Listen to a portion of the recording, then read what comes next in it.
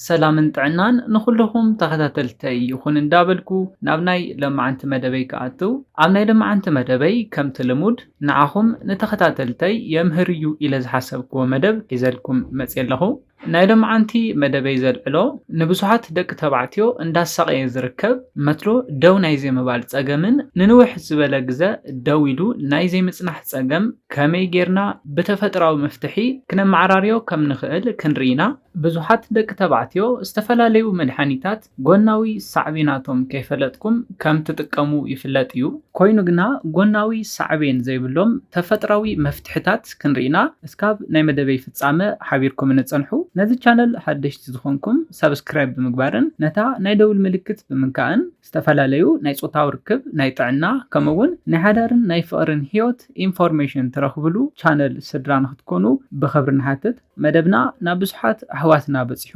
ትምህርቲ ንኽወስዱ ላይክ ጌርኩም ጀምርዎ ስድራ ንዝኾንኩምኒ እንዳመስገንኩ ናብ መደበይ ክምለስ ፈለማ ንሪኦ መትሎ ደው ናይ ዘይምባል ፀገም ብክልተ መቂልና ክንሪኦም ኢና እቲ ቀዳማይ ፊዚካል ፕሮብለም ንብሎ እዩ ብዝተፈላለዩ ኣጋጣሚታት ኣብ ሰውነትኩም ሓደጋ እንተጋጢሙ ዘስዕበልኩም ፀገም እዩ እቲ ካልኣይ ንሪኦ ድማ ፊዚዮሎጂካል ፕሮብለም ንብሎም እዮም እዚኦም ድማ ብዝተፈላለዩ ናይ ጥዕና ፀገማት ዝመፅእ እዩ ንኣብነት ሕማም ሽኮርያ ናይ ደም ምዝውዋር ፀገም እንተሃሊኩም መትሎ ደው ናይ ዘይምባል ፀገም ናይ ምቅላዕ ዕድልኩም ስፍሕ ዝበለ እዩ መትሎ ደው ናይ ዘይምባል ፀገም በዞም ክልተ መቂልና ክንሪኦ ንኽእል ኢና ምስ ናይ መትሎ ደው ናይ ዘይምባል ፀገም ተታሒዞም ዝመፁ ናይ ነርቭና ዘይምንቕቃሕ እዩ እቲ ካልእ ድማ ናይ ብለድ ቨዝል ሪስትሪክሽን እንተሃልዩ እዩ እኹል ደም ናብ መትሎኹም ዘይበፅሕ እንተኮይኑ መትሎ ደው ናይ ምባል ፀገም ከጋጥሞ ይኽእል እዩ ስለዚ እኹል ደም ናብ መትሎና ዘይበፅሕ እንተኮይኑ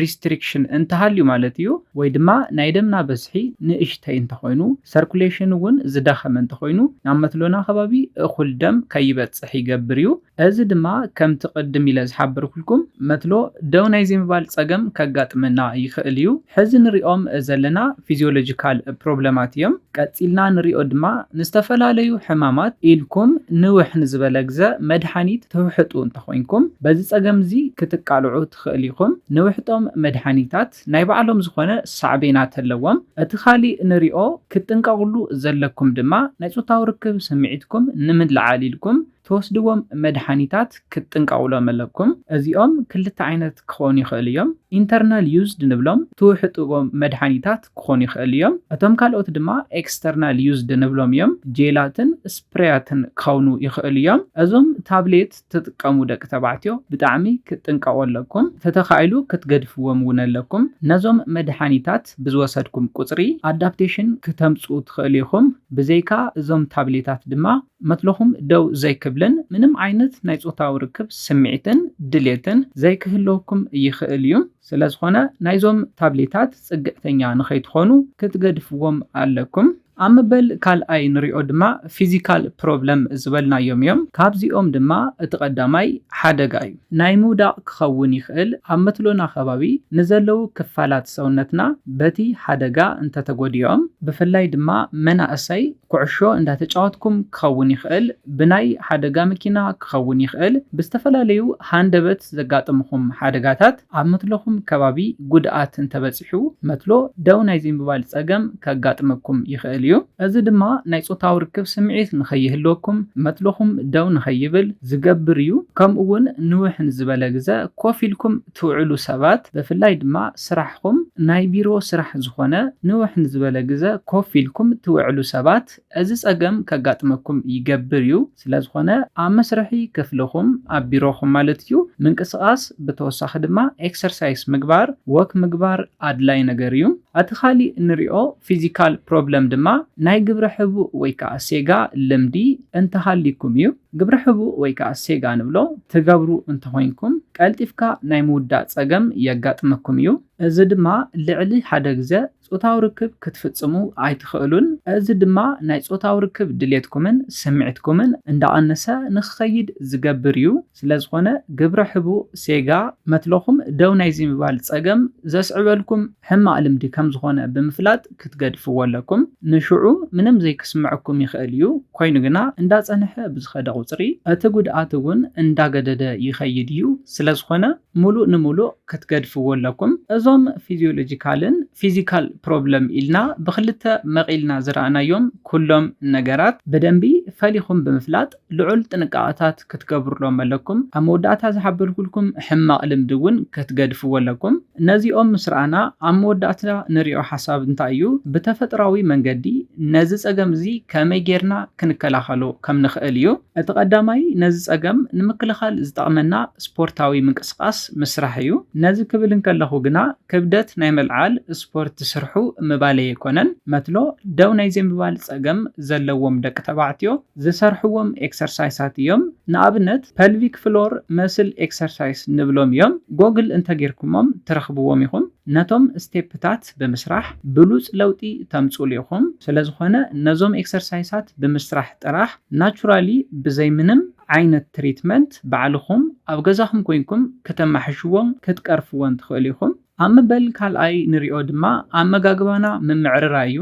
እቲ ጸገም ዘጋጥመኩም ብፊዚዮሎጂካል ምኽንያት እንተኾይኑ ብቐሊሉ በመጋግባኹም ክትፈትሕዎ ትኽእል ኢኹም። ብፍላይ ቅድም ኢለ ዝሓበርኩልኩም ናይ ብለድ ቬዝል ሪስትሪክሽን እንተኾይኑ ነዚ ጸገም ዘምጽኦ እንታይ እዩ ዝብል ነገር ፈሊኹም ምስ ፈለጥኩም ቀዳማይ ናይ ዳይት ፕላን ማኔጅመንትኹም ወይ ከዓ ኣመጋግባኹም ዝተጋገየ እንተኾይኑ ነቲ ጸገም ንምፍታሕ ኣመጋግባኹም ብምምዕርራይ ክትፈትሕዎ ትኽእል ኢኹም። ስለዝኾነ ኣመጋግባኹም ብምምዕርራይ ጥራሕ ናይ ጾታዊ ርክብ ስምዒትኩምን ድሌትኩምን ከምኡ እውን ዓቕምኹምን ከተማሕሽዎ ትኽእል ኢኹም። ነዚ እንተጌርኩም ድማ መትሎ ደው ናይ ዘይምባል ጸገም ንኸየጋጥመኩም ይከላኸለልኩም እዩ። ስለዝኾነ ኣመጋግባኹም ከተማሕሽዎ ኣለኩም። ንኣብነት ክትበልዕዎም ካብ ዘለኩም ነገራት እቲ ቀዳማይ ተምሪ እዩ። ተምሪ ብጣዕሚ ንጾታዊ ርክብ ልዑል ዓቕሚ ዝህብ ፍረ እዩ። ኣብ መበል ካልኣይ ንሪኦ ድማ ጻዕዳ ሽጉርትን ዝንጅብልን እዩ። ጻዕዳ ሽጉርትን ዝንጅብልን ኣብ እዋን ጾታዊ ርክብ ብሉጽ ዓቕሚ ንኽህልወና ካብ ዝጠቕሙና ነገራት እቶም ቀዳሞት እዮም። ጻዕዳ ሽጉርትን ዝንጅብልን ብኸመይ መንገዲ እዮም ንጾታዊ ርክብ ዝጠቕሙ ክትብሉ ትኽእል ኢኹም? ጻዕዳ ሽጉርትን ዝንጅብልን ኣብ ኩሎም ምግብታትና ሓዊስና ብምብላዕ ናይ ደም ምዝውዋርና ብሉጽ ንኽኸውን ክንገብር ንኽእል ኢና። ኣብ ሰውነትና ብሉጽ ናይ ደም ምዝውዋር እንተሃልዩ ድማ ናብ መትሎና እኹል ደም ንኽበጽሕ ይገብር እዩ። መትሎና እኹል ደም እንተበጽሕዎ ድማ ደው ንኽብልን ንውሕ ንዝበለ ግዘ ደው ኢሉን ክጸንሕን ዝሕግዘና እዩ።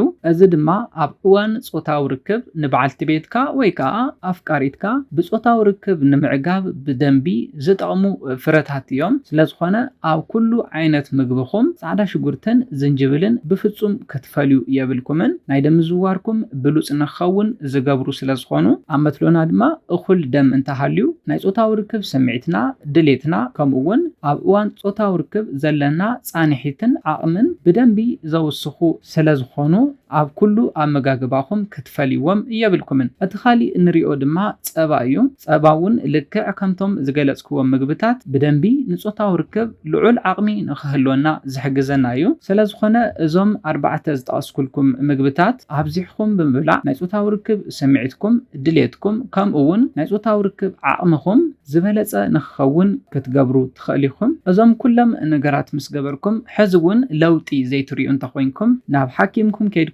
ከተማኽሩ ኣለኩም። ኣብ መወዳእታ ክሕብረልኩም ዝደሊ ግና ብዘይ ምንም ናይ ሓኪም ትእዛዝ ባዕልኹም ዝተፈላለዩ መድሓኒታት ክትወስዱ ከም ዘይብልኩም እዩ። ኩሎም መድሓኒታት ናይ ባዕሎም ዝኾነ ሳዕቤን ስለ ዘለዎም ጉድኣት ከብጽሑልኩም ይኽእል እዮም። ነዚ ኢለ ናይ ልማዓንቲ መደበይ በዚ ክዛዝም ካብ ናይ ልማዓንቲ መደበይ ዝኾነ ሓድሽ ነገር ከም ዝሓስኩም ተስፋ ይገብር። ነዚ ቻነል ሓደሽቲ ዝኾንኩም ሰብስክራይብ ብምግባርን ነታ ናይ ደውል ምልክት ሓንቲ ሻዕ ብምንካእ ክተተባብዑናን ስድራ ክትኮኑናን ብኽብሪ ንሓትት። መደብና ናብ ብዙሓት ኣሕዋትና በፂሑ ትምህርቲ ንኽወስድሉ ላይክ ሼር ምግባርኩም ኣይትረስዑ። ብኻሊእ መደብ ብኻሊእ ሓሳብ እስካብ ንራኸብ ሰላምን ጥዕናን ንኹላትና ይቐኒየለይ።